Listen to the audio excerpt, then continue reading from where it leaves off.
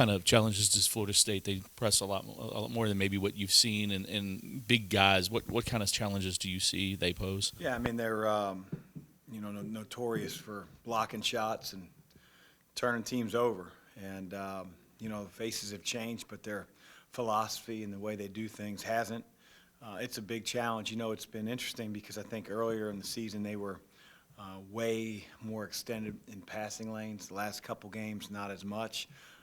But we're going to prepare as if they're way out in the passing lanes and getting extended because we don't see that every day. But, yeah, that's who they've been for a long time. They've been really successful at it. Mason was just mentioning, 7'4" guy.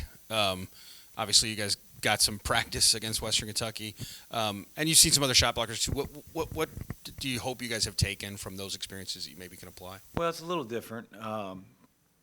They play a completely different style defensively. Western's five-man played 30-plus minutes a game, where Florida State's aren't as much. They play Malik Osborne mostly at the five, but for us it's about having purpose on offense, whether they're man or zone. Florida State will be virtually all switching man to man, and just understanding how can we be successful. And understanding that in the course of the game, pressure and denying, and so that's what we've been preparing here for a couple days, being strong with our decision making, not having shots hurried or rushed or blocked around the basket. That's a big challenge for our team. They've got height, they're bigger, but they shoot. I think they've got 6 guys that have made 12 or more threes. Is that, and that's kind of how they've been recently. Yeah, they've been a team that has no hesitation shooting threes. And sometimes that, as a coach can be a good thing. If they're missing them and they're not necessarily taking time off the clock and having quicker possessions. But we have to challenge their shots. Discourage them from getting second shots, keep them off the glass. They're big, they're long. So, again, Florida State presents a lot of challenges, and offensively they certainly shoot the three a lot. Obviously, Florida State isn't having the type of season that we've known the last couple of years under Leonard Hamilton, and the ACC as a whole is a little bit down.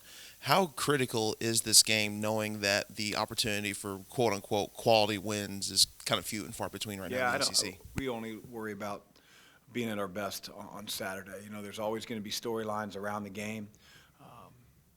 And they're probably rightful storylines, but our guys have to be concerned with the details of preparing, of how to win, and being able to execute that in a tough environment. So, all the stakes that are tied to any one game, we're all aware of them, but it doesn't change what we do in terms of our preparation. But we've got to be ready. They're a team that's come off a loss, a humbling loss at Wake Forest.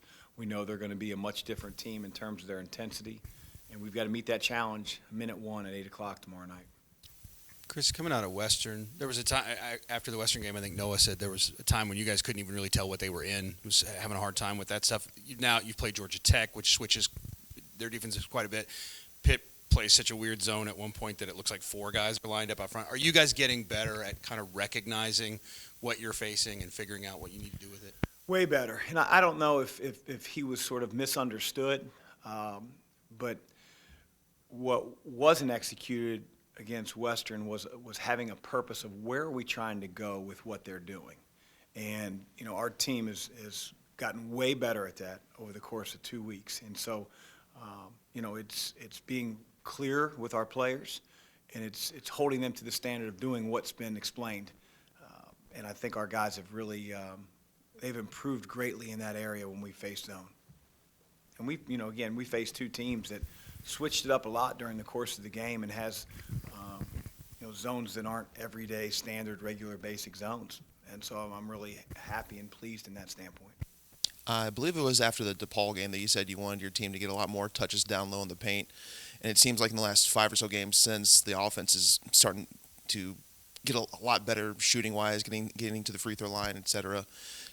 How pleased are you with some of the progression you've seen on the offensive end now, knowing that they're starting to make a more concerted effort getting to the paint? I mean, it's everything for our team. We're not going to beat anybody shooting 35, 43s and going to the free throw line 3 or 4 times. And, the recognition to accept that has been great. It's been everything you want as a coach. Doesn't make it any easier. We're going to have the challenge of physicality and athleticism like we haven't seen all year in Florida State.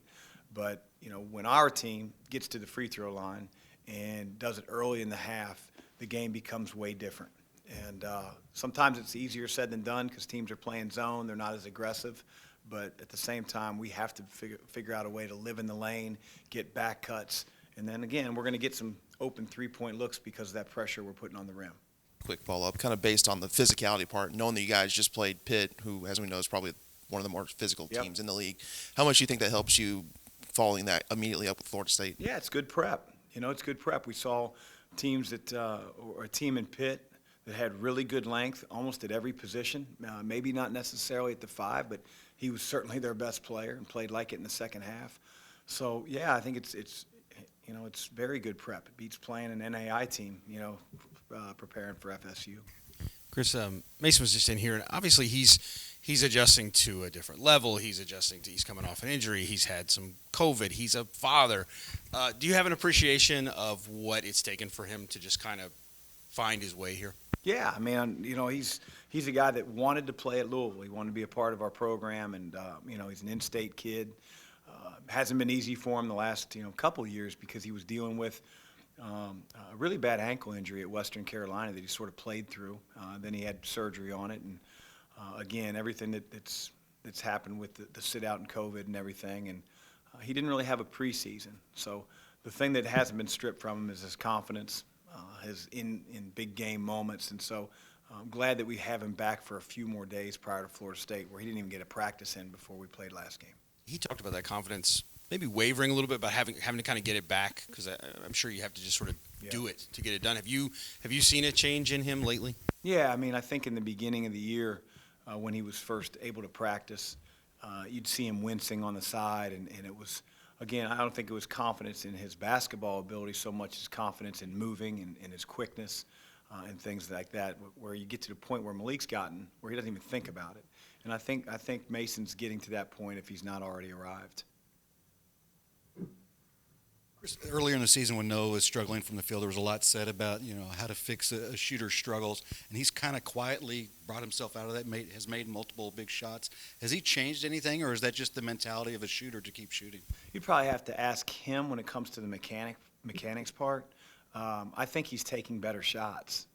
I don't think he's in search and in hunt for a shot, and I think, again, the way our team was playing earlier in the year, we were just taking the first quick shot we could find. It's not a recipe to win.